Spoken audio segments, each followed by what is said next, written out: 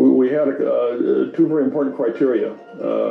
It had to operate at temperature extremes because gold prospecting is done in desert heat, and it's done in the tundra of Alaska and just about everything in between. And in order to do that, there's a thermistor in the machine, and the computer reads the voltage on that thermistor and uses that to temperature compensate the rest of the machine so that it's stable with temperature.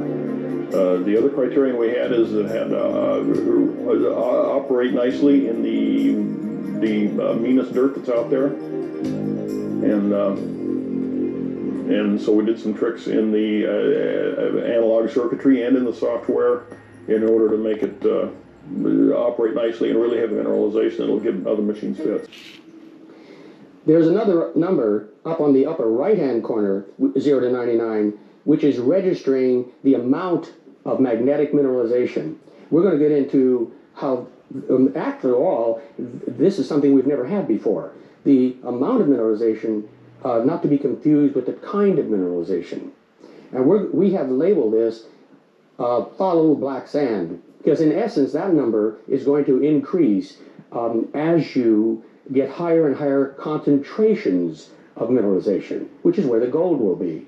Usually around dry washes, for dry washers to use, it'll be around creek beds where black sand is concentrated. By pumping the loop up and down and following along, you can watch that number grow and know where to set up your dry washer.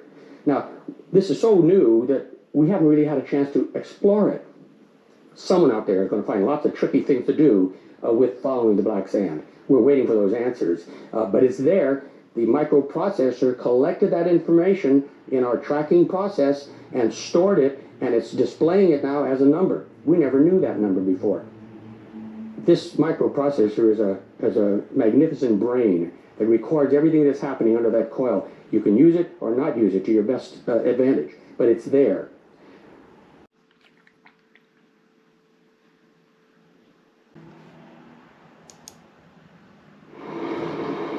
One thing that's really important when running your gold cube is having clean water.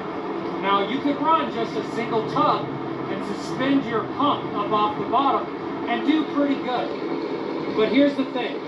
You're going to have to end up going back down there to the ocean to get more water for your recirculating system.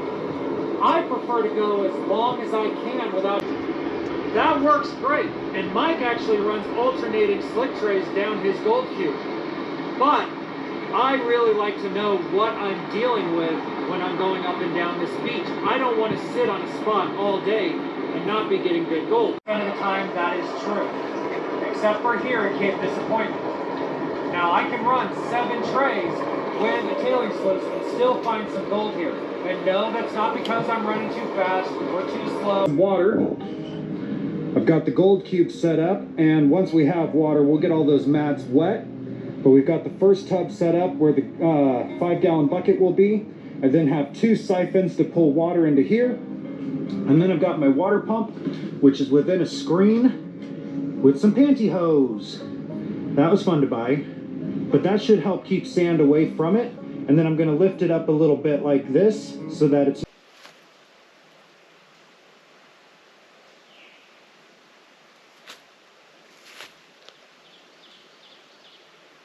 Here we are at Tulip Pond State Land. We're looking for black sand.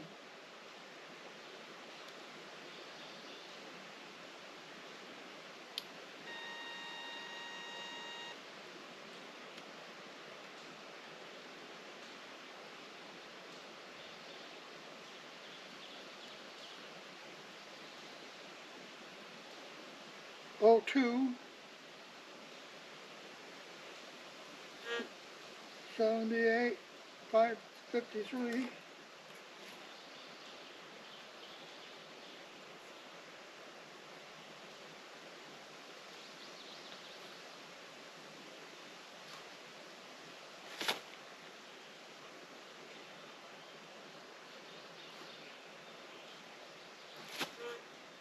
Some kind of black sand here.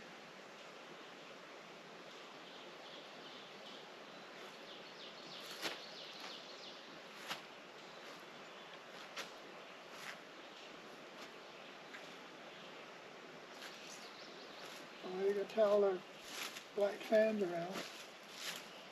Oh, I like this area. It reminds me of coming here and look at my moose cameras.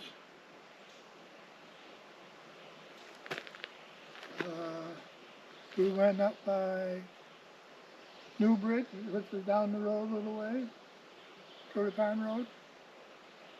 We walked in there and went up on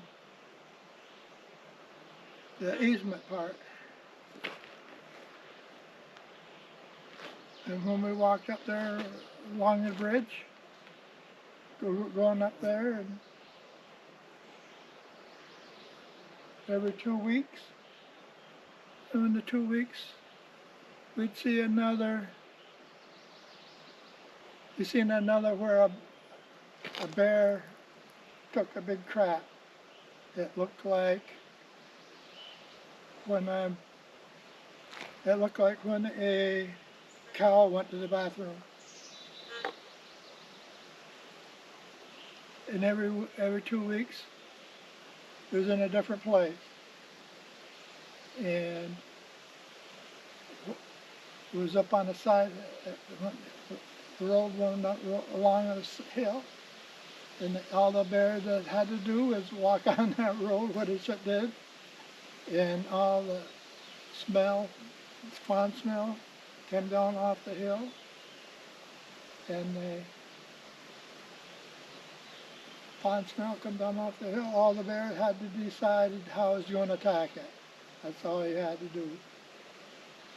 And it was in June, like now, when the fawns are awful small. And the bear didn't have to run anything.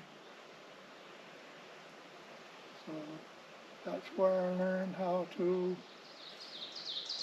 hate bears, I guess you could say that. Could have a spring bear hunt. I'm advertising the Civilian Conservation Corps at Wanakino, New York. It was because of them I found the first volcano in New York. Wanakino is the middle of nowhere. So they had them people there for a reason, to plant trees. Well, I brought you here to show you the Civilian Conservation Corps, CC camps. The original site, Camp S84, Company 229, Wanakino, New York. I went to the forestry school in Wanakino. So I wonder how many volcanoes that these people, only these people, put trees up because nothing could grow there. And how many in the whole United States, different kind of camps, did the same thing for volcanoes. Because they couldn't grow trees on a volcano land. 1, 2, 3, 4, 5, 6, 7, 8. 1, 2, 3, 4, 5, 6, 7, 8, 9. 8 to 9. And the personnel. 1, 2, 3. 72.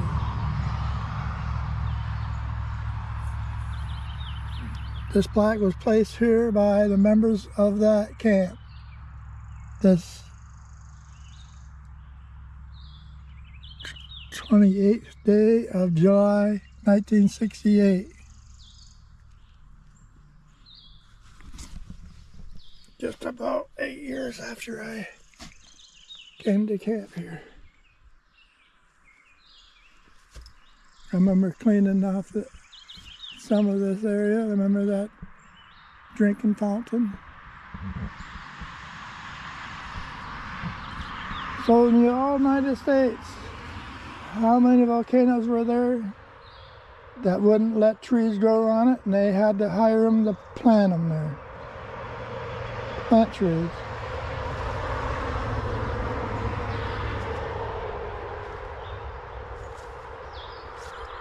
So if that's true, the earth was made by volcanoes.